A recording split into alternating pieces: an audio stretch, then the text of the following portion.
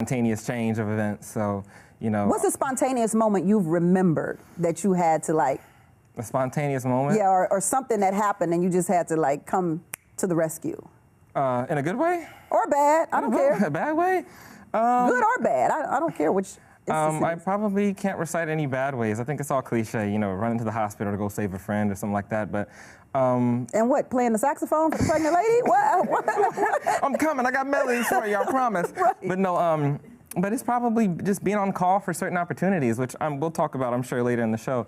Of just, you know, I've been called so many times, or hey, we need you down here at this time, or a certain celebrity, which we'll talk about, texted me and was like, are you in town? You want to perform with me?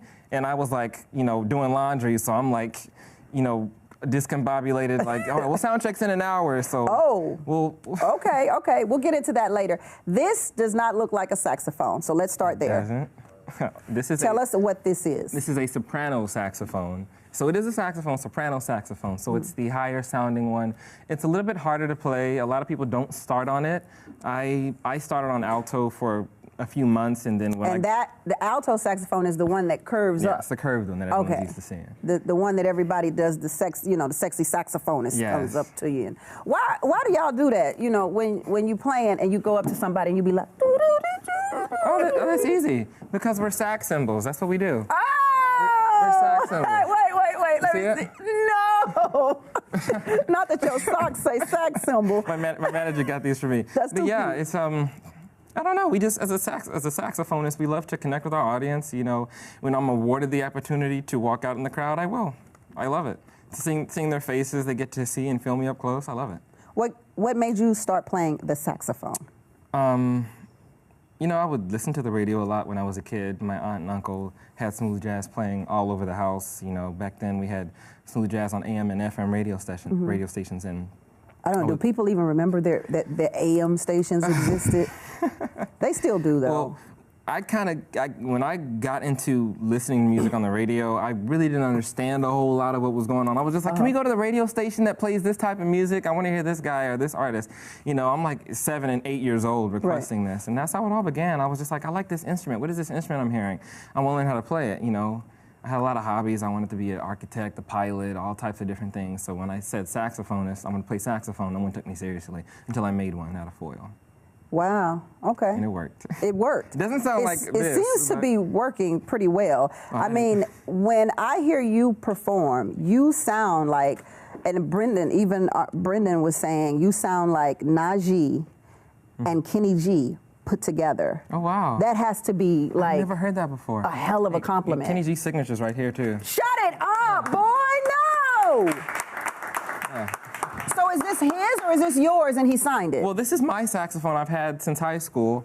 And he signed it. He signed it several times because I've met him several times. I mean, we communicate every now and then. Well, you've worked with him before. Yeah, we haven't actually worked together, but we've become very close in the sense of I've played for him several times. We've kept in contact. Well, when you say you've played for him, what does that mean? Okay, so when the first time we had met, I was chatting with this guy who was selling some saxophones of his, and we had to strike up a conversation. Selling Kenny G's saxophones? His brand of saxophones, Oh, yeah. selling Kenny G's brand? Yeah, or the just... Kenny G series saxophones. Oh, so Kenny G has his own series of saxophones that he sells? His own line of saxophones. Kind of like LeBron got his own shoes? Yeah, or Jordan has shoes. You know, this is interesting. Okay. So I'm talking with this guy. I had no idea. So Stevie Wonder need his own brand of pianos. Right? I mean, it makes sense, right? I don't know if we'll be able to design it, but... Well, he plays the hell out of them. I love you, Stevie. No, but oh my God. But okay, go ahead. But I was chatting with this guy, and he's like, you know, I've been road manager for Kenny G, for his sound engineer for years. So I said, can I meet him? I'm like 18 at the time. I was in high school. It was 2015 when we took this picture. And he's like, sure. So I wait for everybody to leave, and I have my horn with me, and Kenny comes out, and he's like, hey, you play saxophone? I'm like, yeah. I said, you're one of my biggest inspirations. He said, yeah. He said, play something. I said, okay, name any one of your songs. And then I start playing Summertime, and then he's like, yeah, you got it right. You're a lot farther than where I was when I was your 18. age. You know, and it was just really humbling, you know, because he was one of my biggest influences, along with so many others, but it just felt great to hear that from him. So what had happened? Like, was you like, can I have your phone number? And he was like, yeah, you can have my phone number. Like, how you end up keeping up with Kenny G throughout the years? Well, he said, all right, well, here, you know, take my email, you know, keep in touch. I want to, you know, stay up to date in your progress. And, you know, I gave him my email. We would, you know, chat back and forth every now and then. I'd go to concerts. I'd, you know, see him, you know, at different shows if he was coming in town, you know, and we just always just meet. Does he give you tips? No, Kenny's in his own field. He's very much a staple in jazz, so he's in his own lane. I'm not sure if he's interested in mentoring or building up anyone else, which is fine. So it's a different type of, it's not a mentor-mentee relationship. It's more of a, we're both musicians, we're both artists. We have a very great associative friendship. I, you know, hit him up whenever I congratulated him on the Kanye album and stuff, you know, he responded. And, you know. I didn't even know he did a Kanye album. Well, he did, he was on Use This Gospel, which he played the little sax riff on that. Yeah, that's news to me. You never heard that? No. You guys hear it? Yeah. Oh, and I'm...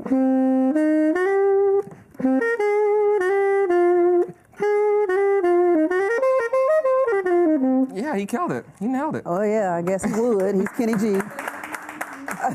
You've also worked with Toni Braxton, though. Yes. Now, that was probably the highlight of my career so far. Really? She's just spectacular. I've worked with a lot of great artists, but she's probably been at the top of my list. She's so sweet, she's so humble, she's so down to earth. She's like an auntie that you just want to, that's just so sweet and so kind. I was, like I said, that's the artist I was talking about. I was either grocery shopping or doing laundry, one of the two. And she had reshared, I had covered Long As I Live. I made an arrangement to her song back in March of 2017, or 2018. Right. And months go by. So after about 4 months, I saw that she had reposted the video. So it was about maybe a few weeks after I had moved to California. And I'm in the U-Haul, and I see that Toni Braxton reshared my video. So I'm screaming at the top of my lungs. As the day goes on, you know, one of her team members reached out to me, and they asked for my contact information. I'm like, okay, great, this is like great. And then next so thing you got a DM? Yeah, I got a DM from somebody Toni who works people. for her, one of her team members. So I gave them my contact information, so I'm like, you know, I'm like so excited. So I'm out with some friends that night, and then I get a text message. It's from, you know, it says, hey, superstar, are you up? It's TB. So I'm thinking like, tuberculosis? I'm like, not tuberculosis. It's Toni Braxton. So I can always say that she texted me first. You know, it was so awesome. And ever since then, we had a texting relationship up until March of 2019, when I saw that she was going on tour for Long As I Live. She just got nominated for three Grammys in 3 different categories off that song, which is amazing. And I said, hey, I got tickets to your show. I'm looking forward to seeing you tonight. You know, I didn't ask her to perform with. I didn't ask anything. I just was glad that we were connected in that way anyway. So about 15, 20 minutes later, she texts me, says, hey, you in town? You want to perform Long As I Live with me? And I'm like, Bryan. I just go in my apartment screaming. I'm like, oh my God, Toni Braxton just asked me to perform with. I'm calling my manager, I'm calling everybody. I was just so excited because I love her. Like, me and my best friend grew up listening to her in college. Yeah. We would, everything. We were. Now, I know it doesn't matter. I'm just curious and nosy. Did she pay you?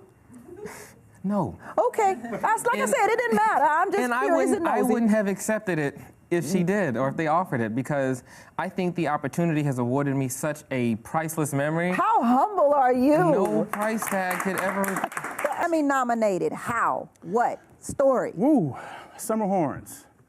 Dave Koz, Gerald Albright, Mindy Abair, and Richard Elliott.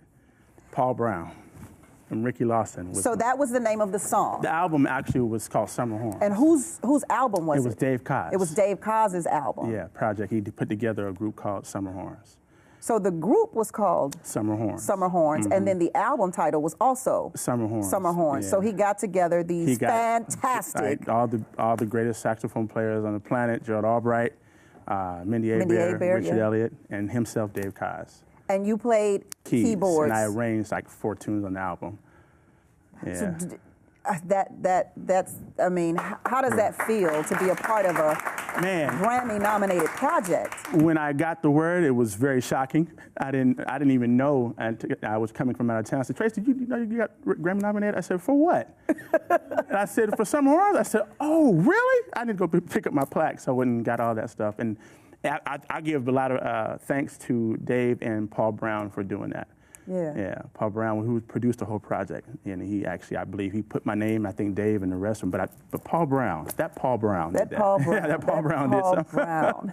You've been playing the piano since you were 9 years old? My first instrument was drums, but I've been playing since I was 9. I think everybody's first instrument is drums. is drums, even if we never play a drum again in life. But did you have a drum? Yes, we had, my family we had organs, piano, drum sets all in the house. We had, my mother would buy, you know, the Mickey Mouse drum sets back in the day? Red, kick drum that you used to hit. Yeah. Yeah, she bought 2 of those for us, and we used to play to a bunch of records, and we would go to my grandmother's house and play on pots and pans. Of course. Yeah, we would sit up in the garage on a carpet because, the concrete was cold. Ain't no sound like a pot and pan sound, because a pot and pan sound don't stop. Don't stop. Nothing but pity patter all day long. Right.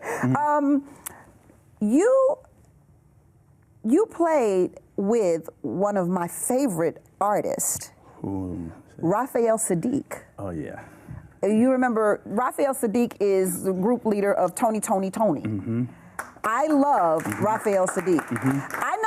I usually don't want to meet people that... You got to meet him, though. I did. Oh, you did? At Essence Music Festival. Yeah. And it was everything. I just knew he was going to be like not a good person. Nah, he's the most down-to-earth person you see. Like, he was. Like going to get a hamburger with.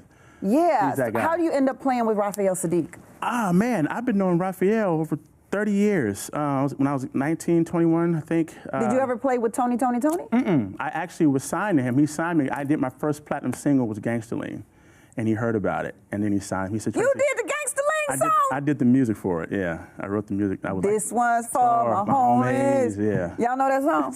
They looking at. I'm probably. Yeah, they don't remember. He's like 21 years old. He's like, I don't know what you're talking about.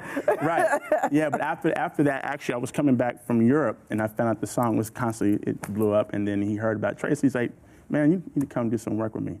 And so we met up, and he signed me, and I did work, and the rest was history from that point. Yeah, that's something else. Who are some of your musical influences? Oh, man, Herbie Hancock. Oh, yeah, of course. Chick Corea, Monty Alexander. A lot of heavyweight pianists I love listening to. Yeah, that's heavy. Yeah, I would listen to Herbie a lot. Art Tatum.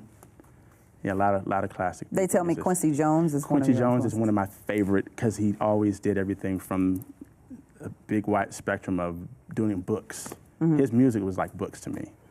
Like you can put them on a shelf. Yeah, you can always go back to it. Oh, that's a great analogy. You can always go back to it. You will never lose with Quincy Jones. Never. You consider yourself a musical philanthropist. What the hell does that mean? Giving back. Always giving back. You always pay it forward. Yeah. You know, you get to a certain age and you live, I mean, I've traveled around this country, I don't know, about 3 or 4 times back and forth, 3 passports to prove it. And you see the same thing. But a lot of times as musicians, a lot of them don't like to talk or give information to the young ones coming up. Really? Not sincerely. Not sincerely. Okay. Keyboard players have an issue with sharing chords and sharing time. Drummers have a community, and bass players and guitarists have a community. Keyboard players do not.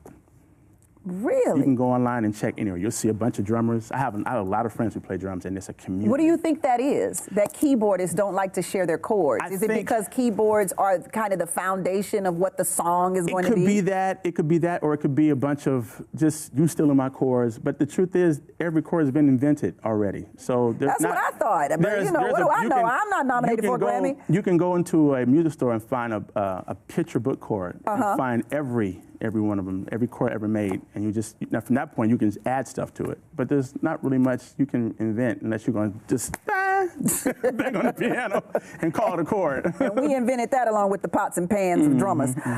Tracy, you have worked with so many people, heavy hitters.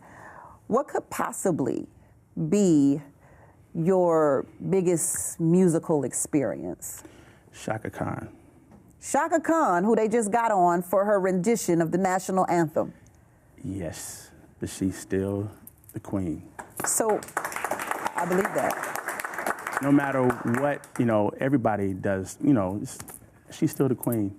So what's the experience that you had with her? She gave me a platform of, I think over 10,000 people on a tour in Poland. She told me to sing. Wait, what happened? You heard me. So how you end up in Poland with Chaka Khan? I was on tour. We were on tour with Chaka Khan. And she said she said, but baby, you were playing for her. I was playing. She said, sing. I said, huh? I said, for real? Put the mic in my hand. I said, sing, baby. I said, okay. What did you sing? My Funny Valentine. Was it a duet, or Yes. did she give it to you? No, I sang it with her. It was amazing, one of the most amazing experiences. I'm singing here with Chaka Khan. Now the funny thing is, when I was out, I met her when I was 21 with Foley, who played with Miles Davis in Europe. Because you played with Miles Davis's drummer. No, bassist. Bassist. Yes. Which that's some rich history. Yeah, his name is Foley. And that's how you met Chaka Khan. Yes. I'm telling you, your experiences are something. Yeah, at 21. I went to Milan, Munich, Hamburg, Paris, and Germany with him at 21, and I met Chaka in Europe.